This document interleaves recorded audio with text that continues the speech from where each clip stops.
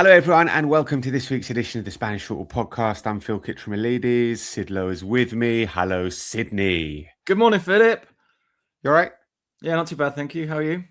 Good. All good, my friend. All good. Have you recovered from your long walk home? Oh, it was so long. It was such a long walk home. We were both at the Copa del Rey final on Saturday night at the Estadio de la Cartuja in Seville. We will get into the game in just a moment. But if you want, we can just kick off right off the back and start ranting about what a ridiculously bad place it is to host a cup final. There is no real public transport there. There's no real buses. There's no metro. Cars can't really get there. Taxis don't drop you that close. There aren't any taxis anyway. So at 1 a.m., I had to walk 6.2 kilometers back to the hotel, which I was quite pleased. I did it in quite a good time, to be fair.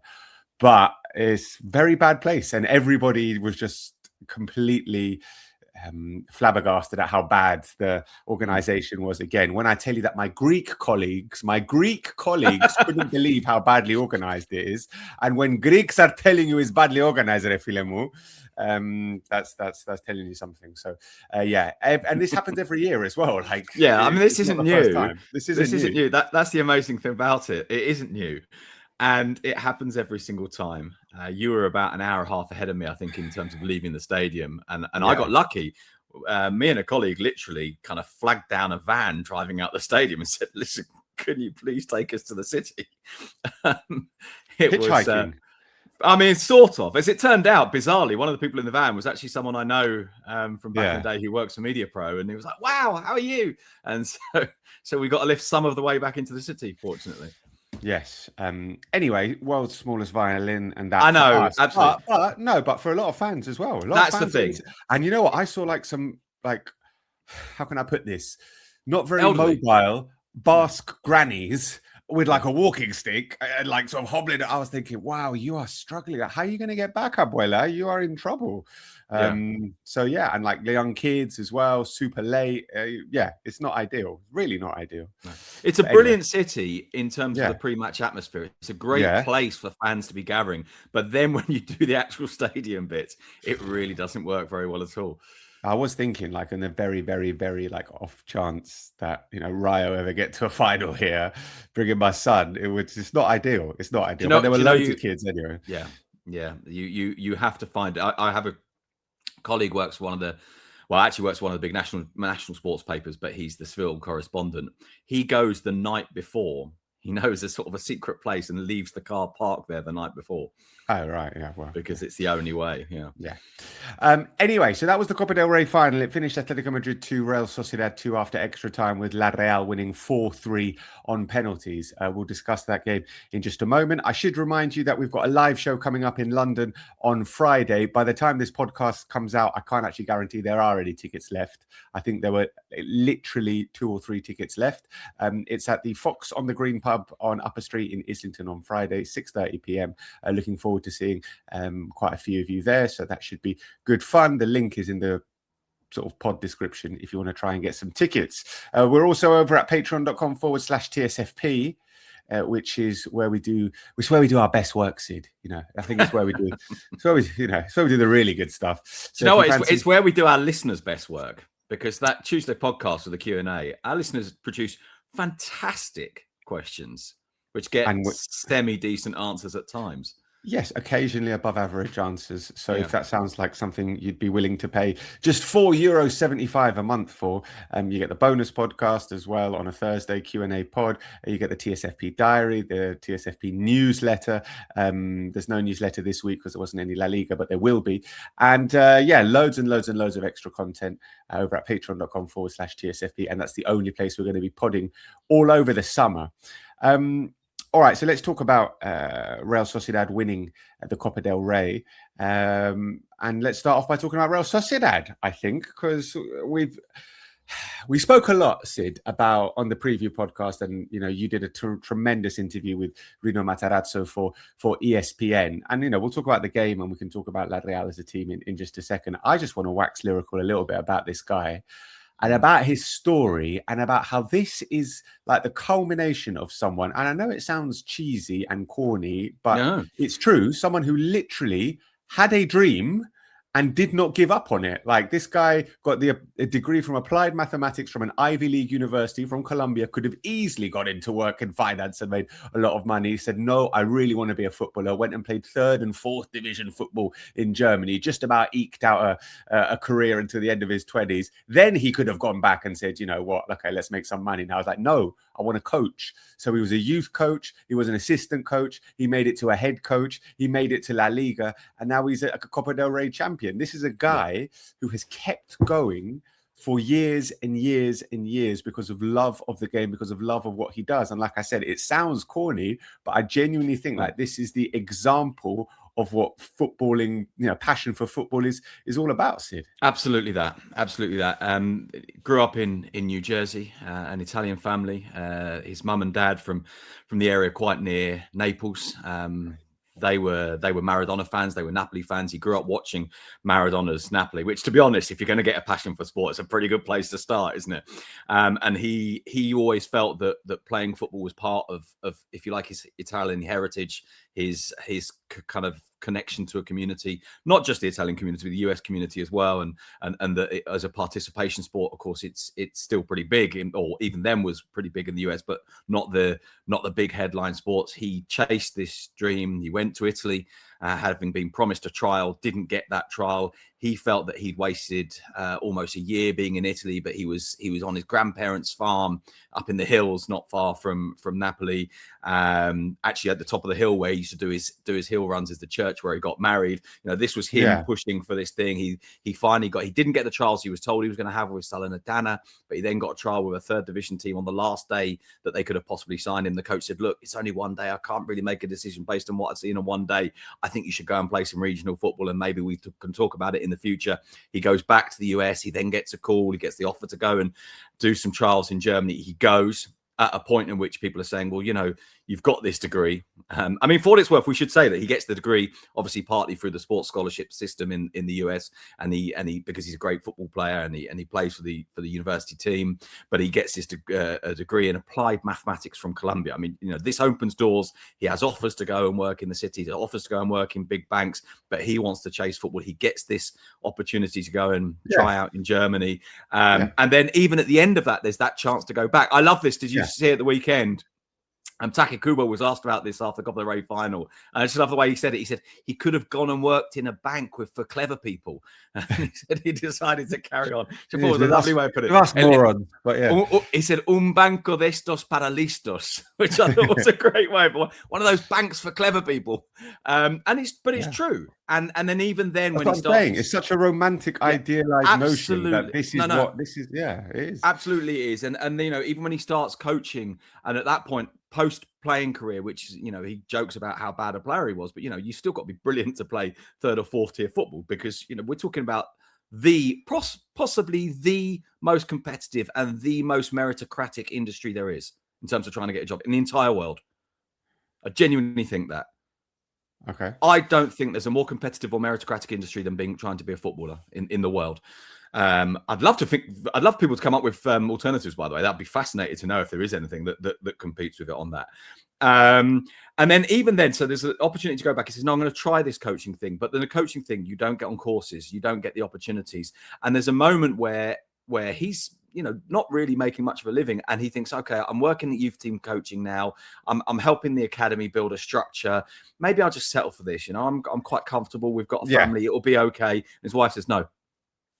We keep going, because this is what you have driven. This has been your dream. This is what you do. And even then, of course, and, you know, I was talking to him after the game on Saturday nights, you know, there were moments when my wife said, you've got to keep going. We've had 5 years of living apart because of moving around, because of coaching, because, of course, you've got a son who's at school. He's got a year and a half left of high school to go. You've got to sacrifice an awful lot of things. And so for him to be there on Saturday night, I think it was 12 members of his family in the stands. His dad was there. His mum couldn't be. She was back in the US. But his wife and his son were there, and lots of cousins and stuff. And I think it is. You're right. It can sound a little bit corny, but it's not. It's everything. This is what it's about. I mean, last night was the sort of final, well, not on Saturday night. That was the sort of the final scene in the Netflix series of Reno Matarato. You know, it starts in Bergen County, New Jersey, as a boy, and it ends winning the Copa del Rey final. So anyway, we've got off a little bit. No, but we should do, and we should do, because let's. Should we go on to the less emotional part of it?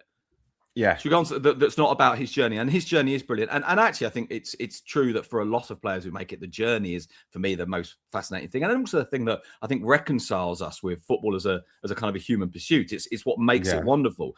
But should we go on to the sort of, if you like, the more purely footballing part of it?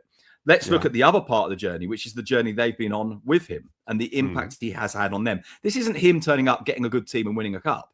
This is him turning up, getting a very bad team. Well, getting a very underperforming getting a very good team that's massively team. underachieving. That's massively underachieving. Yes, and that where they were when they sacked Sergio Francisco, they were 1 point off relegation. By the time he took over, they were 2 points off relegation because they drew the next game under interim managers. They've even at that point, the club was saying to him, you know, the Copa del Rey is the kind of thing that maybe can give us a lift emotionally. So there was a sense that we take the Copa del Rey seriously, even with the league form being bad. As it is, they're now in a position where they could compete for the fifth Champions League place, the fifth place, which we hope is the Champions League place. They've won the Copa del Rey. Bear in mind this, only the fourth in their entire history.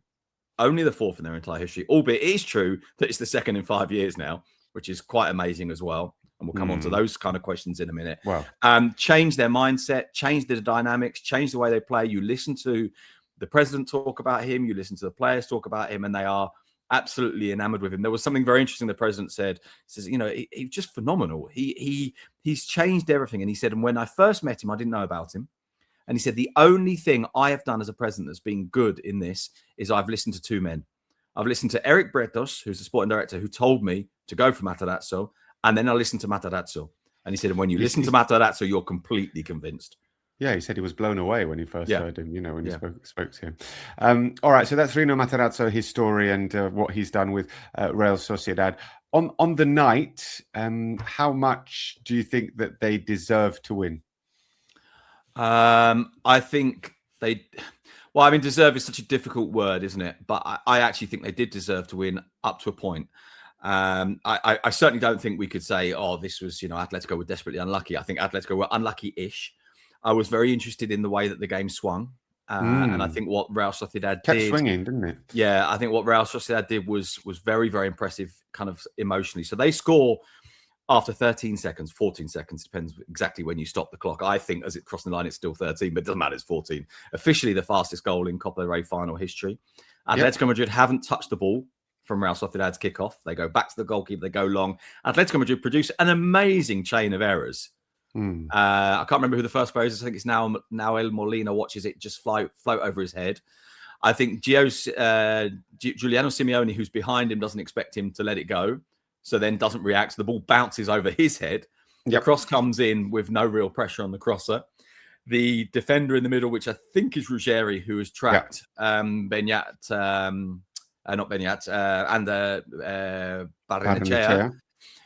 Doesn't really react. Barrenechea scores. The goalkeeper doesn't really react at first, and he sort of then scrambles and tries to dive, and it's in the net. Wow! Yeah. And at that point, what I thought was interesting, and it might be that this is exaggerated because I was watching from behind that goal, was that I felt that Real Sociedad did quite a good job of alternating between waiting to counter-attack and going and putting the pressure on Atletico Madrid. And I thought they alternated between the two, and I thought Atletico didn't deal with it at all well. I thought Atletico's first half was really poor, with the exception of Lookman, and they were looking for him all the time. It was like they only had one pass. Yeah, it was like, lads, give it to Lookman, and yet even then, not a huge amount came of that. He scores a very good goal, and it's 1-1. But I felt that Atletico were really, really. I thought Real Sociedad had it very much under control in that first half. Yeah, the second half, Atletico Madrid had loads more of the ball, and I thought a bit more intent about them. But actually, really and truly, they didn't create a genuinely clear chance until they equalised. And that was on 84 minutes or 85. And it's a brilliant goal, by the way, from Julian Alvarez, who I actually thought had a really good game. Yeah, really good game. They score this goal. There's 6 minutes plus added time left. And they could have scored 3 more, Atletico. They absolutely should have won it. And Yeah, the I mean, miss, Johnny Cardoso. the Cardoso one and the Baena one. The Baena one for me is even more. I think Baena's offside there. Maybe, yes. I suppose if it goes in, then it gets checked, and perhaps it I doesn't think he's count offside, anyway. but The yeah. Cardoso one, which is a fantastic save as well from Marrero, the goalkeeper who tips it wide. MVP. And at that point, yes, yeah, definitely. And at that point, you're thinking, okay, this is Atletico's now. Now, here comes the swing. And this is the bit that most impressed me about Real Sociedad. They had 6 shots in the first 9 minutes of extra time. So having been under pressure, having had the psychological impact of losing it with 6 minutes to go, having them been on the edge of being beaten, because they absolutely were on the edge of being beaten, they then found this response. And they found this response with Guedes having gone off, with Oyarzábal having gone off. I thought their changes were good ones. Kubo came on just before the very end of normal time, and I thought he made a bit of a difference. But as much as anything else, with him coming on, and I think it was Oskarsson came on about 10 minutes before that, sort of 79, 80 minutes roughly. When they made those changes, I thought it was a way of saying, we're still going to play this, And I thought for the first 10 minutes, well, 9 minutes, I've just said, it was 6 shots in 9 minutes of extra shot. I thought they were fantastic. And I thought, wow, this is a real thing that says, this is a statement. Admittedly, it didn't happen. And then the game did drift a little bit towards penalties. And then you win on penalties. Do they deserve it? Well, I suppose whoever wins it on penalties kind of deserves it, and the other team kind of doesn't deserve it. Shall we go back to giving credit to Reno Matarato, who stuck with his cup goalkeeper Unai Marrero when he had Spain international Alex Ramiro on the bench, but he stuck with Marrero, who had been the hero in the last 16. They'd won a penalty shootout against Osasuna. He'd saved 2 penalties then, and he saves Atletico Madrid's first 2 penalties from Sorlo and Julian Alvarez. I mean, the one from Alvarez is a really brilliant save. The one from Sorlo is decent as well, but I think 2 really good stops from Unai Marrero, who is the hero and officially the man of the match, the MVP.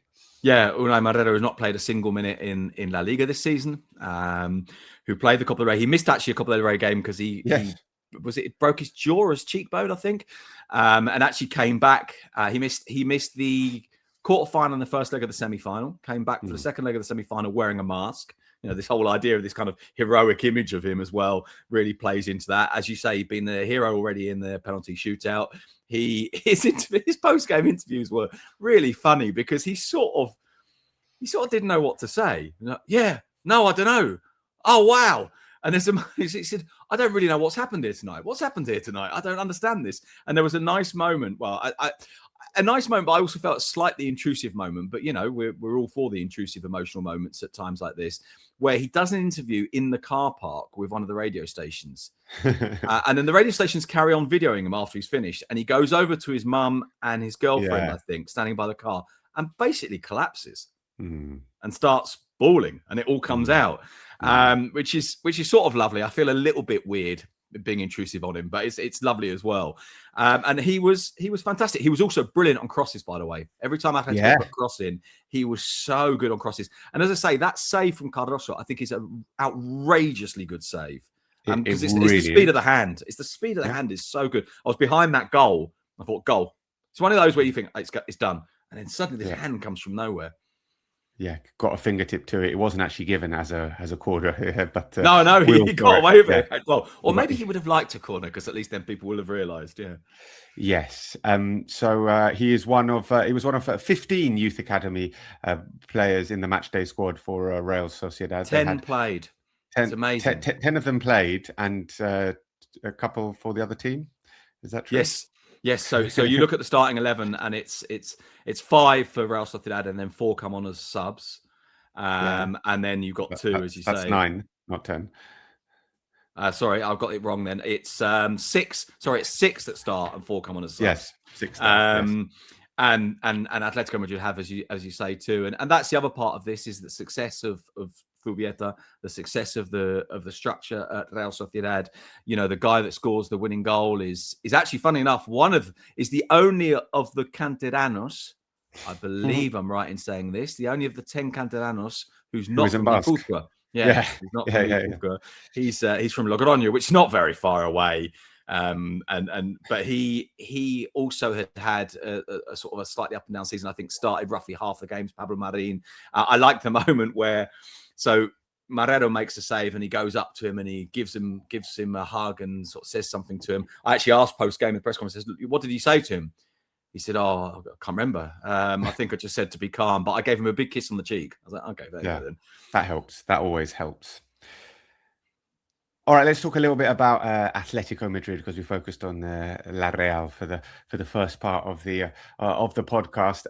Just monumentally disappointing for Atleti. This was a really, really viable opportunity for them to get some big domestic silverware. They haven't won this competition since 2013. They hadn't even been in the final. Winning this would guarantee that it is a very successful season for Atletico Madrid, because anytime they win any silverware, it is a major achievement for Atleti, because they know that they're always coming up against the monsters of Real Madrid and Barcelona.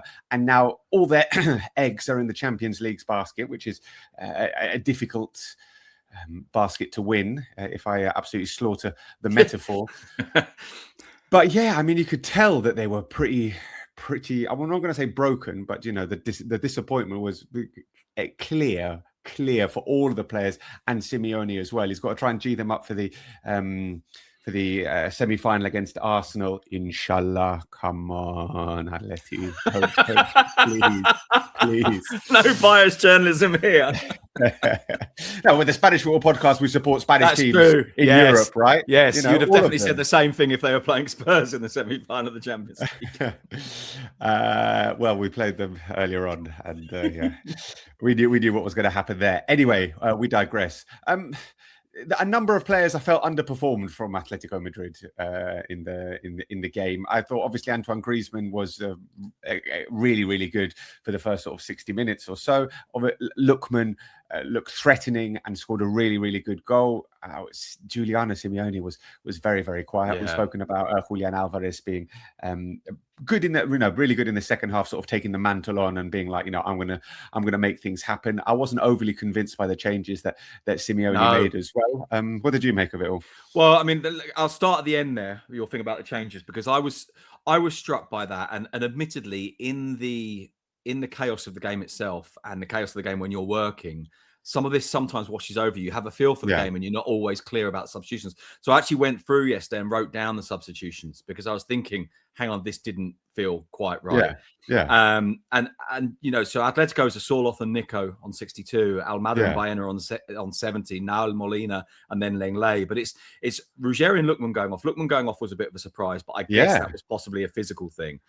And Simeone said post-game that they'd paid for the effort made in the Barcelona game in the Champions League. Now, that can sound like an excuse, but I think there's an element of truth in it. There is. Yeah. And not least, I mean, one of the reasons why I think there's an element of truth in it is actually you listen to Real Sociedad, you listen to, I think Matarato said it, and one of the players did, and I can't remember which player it was post-game.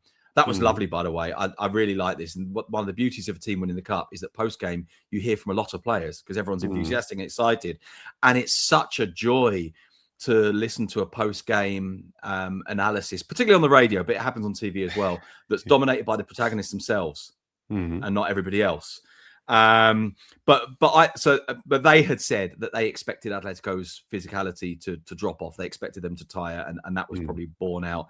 I thought that Griezmann going on 70 was a bit early. I was surprised how long it took for Cardoso to come on. And I was surprised that Koke lasted the whole game. But I guess you have to, because you're trying to keep control of the ball. And he's the one that gives you that in theory.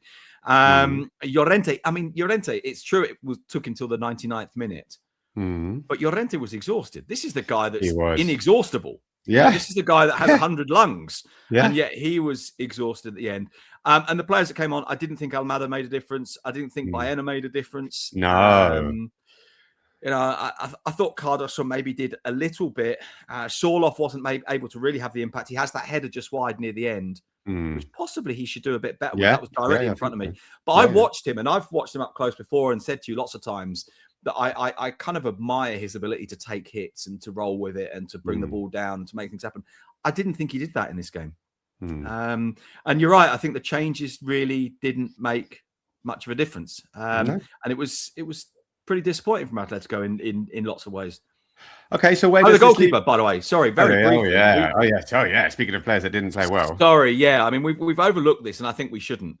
And can I put it in the context of what you said I don't know, 10 minutes ago, when he said, good on Matarazzo for sticking with his cup goalkeeper. Well, Atletico Madrid did it, and we could say maybe not good on them, except, of course, that would be really, really opportunistic and very unfair to do it after the event, because before the event, we all thought, well, it's just what you do. And anyway, the performances in the Champions League and the performances over the last month while Oblak's been out injured have led us to think that Musso absolutely isn't a risk.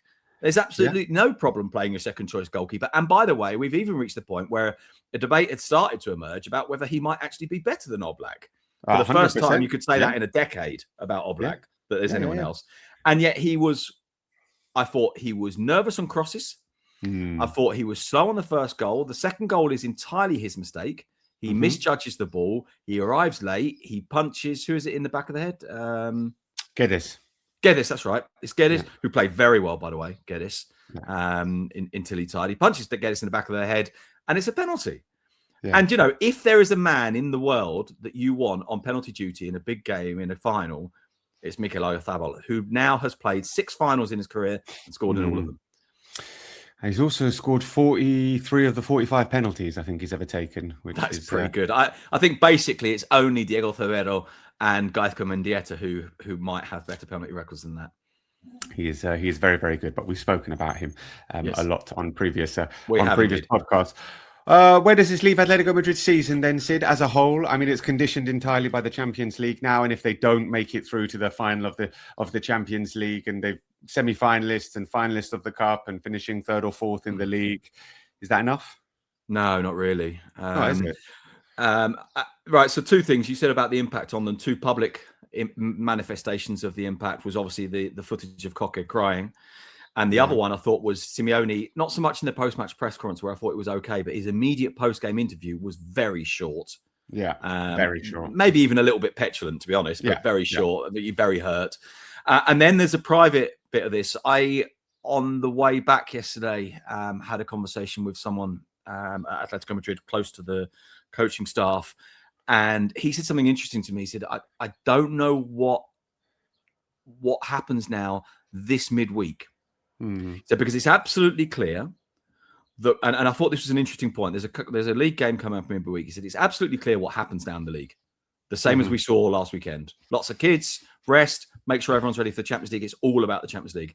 But in this midweek fixture, we need something that makes everyone kind of stand back up again. We need something that creates some momentum now and creates an enthusiasm. Now, we know that this game doesn't actually matter in itself, and losing it doesn't actually matter in a way. But we need a reaction now. But the thing is, you can't play it. There's 4 players. They're away to Elche. Away to Elche on Wednesday night. We've got a full round of midweek fixtures, by the way, in the Liga. Yeah. And to be honest, obviously, it's much bigger for Elche. Elche are the kind of team that can take the ball off them, that can maybe defeat them in a way that also makes them feel a bit impotent, if you see what I mean, powerless, because of the way that Elche play. And so there's a dilemma there about what you do now. And I think there is a big emotional hit on this. I was surprised, talking to this person, as I say, is very close to the coaching staff, how kind of pessimistic he was about things. Sort of saying, that not about what happens next with necessarily the performance against Arsenal, but like, what do we do now? Like what I mean by this is I was surprised how much of an impact he thought this had on them. Like how bad this felt to them, how badly this had hurt them. So what now? The answer, of course, I wanted to hear too. That's not what I wanted to hear. Well, except of course the only real redemption is beating Arsenal in the Champions League. Yes, redemption for everyone, redemption for football, redemption for... Obviously, listeners will know I support Spurs, and I'm just in a bitter vortex of desperation. And I'm surprised that Al hasn't been into the chat to have a bit of a word. Maybe Al can pipe down after what happened yesterday, but yeah. I was quite funny. Pre-match I was watching the Spurs game in the stadium, and when Spurs conceded in the 95th minute, I started like screaming. I threw the chair down. I was going and it was so loud and so much was going on that nobody heard and nobody really paid attention apart from the sound guy next to me who was like, "Estás bien, estás bien." So yeah, it was just football things, my friend. It was a horrible moment. Okay, so we'll see what happens with Atletico Madrid. As we said, there is a full round of midweek fixtures coming up in La Liga, and as we said, it means very little to Atletico Madrid apart from their desire to try and bounce back and recover some sensations and some feelings ahead of there is also defining Champions League semi-final. Yes. Yeah, there is also the enormously important matter of the Youth League final. I say that really just because I must say it did kind of strike me somewhat that one of the big national sports papers ran on their front page with the UEFA Youth League today. When's that today, is it? Yeah. All right. Front page. In the final? Yeah. Front page. Okay. Real Madrid in the final, so Real Madrid are in the final, are they? Yeah. Right, front page ran with the Youth League. That's we've just had a Copa del Rey final. Yeah, you've got a full round of fixtures coming up. Yeah. I also, a little bit tongue in cheek here, but I'm glad that the season is basically finished now because it means everyone can get on with what they're really interested in, which of course is signings and who signs who for next season. That's what we like, Sid. Forget the football. It's all about the transfers. Dog loves transfers, doesn't she? Yeah, well, I think someone's just rung the doorbell, but I might just ignore it. Okay. Well, it feels like an appropriate place to end the podcast. The dog's going crazy. We've got fixtures to look forward to in midweek. And so we'll be back on Patreon to talk about those fixtures. And we'll leave it there, amigos. Adios. Pipe down, doggy. Cheerio.